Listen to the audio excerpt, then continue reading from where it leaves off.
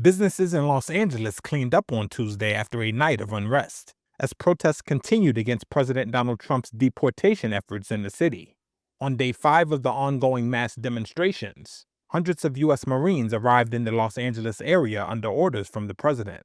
Trump also activated 4,000 National Guard troops to quell protests, despite objections from California Governor Gavin Newsom that the deployments are politically motivated. Los Angeles Mayor Karen Bass said federal intervention was not warranted. This was not needed. The idea that the administration would usurp the authority of our state government, take it away from our governor, Gavin Newsom. The governor knows that if we put a request in for the National Guard and it went to him, he would comply. There was never an issue there because we were never thinking about calling upon the National Guard. According to a senior Pentagon official, the troop deployments, including travel, housing, and food, is estimated to cost about $134 million. On Tuesday, Trump was asked how long he expected troops to remain in the area. Until there's no danger. It's easy. Look, it's common sense. You ask me that question. When there's no danger, they'll leave. Trump also left open the possibility of invoking the centuries-old Insurrection Act, which would allow the military to take part directly in civilian law enforcement.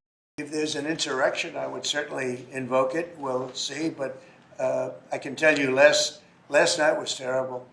The night before that was terrible. Meanwhile, congressional Democrats condemned the deployment of military forces in Los Angeles and expressed concern for other moves Trump could make in the face of ongoing protests. Here's Representative Jimmy Gomez of California. This isn't leadership.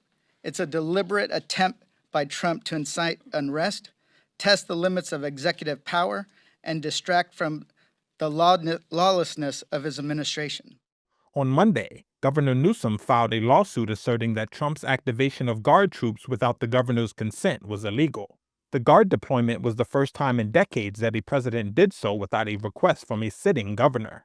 We do not want them here at all.